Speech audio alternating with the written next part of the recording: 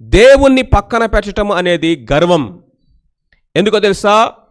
దేవుని మీద కాక నీ సొంత శక్తి మీదనైనను, సొంత జ్ఞానం మీదనైనను, అనుభవం మీదనైనను, క్వాలిఫికేషన్స్ మీదైనను, లేకపోతే చుట్టూ ఉన్నటువంటి మనుషులు టీం మీదైనను, ఈ లోక సంబంధమైన వనరులు రిసోర్సెస్ మీదైనను ఆధారపడటం అనేది self sufficiency. Self Reliance, self sufficient is sin and it is pride.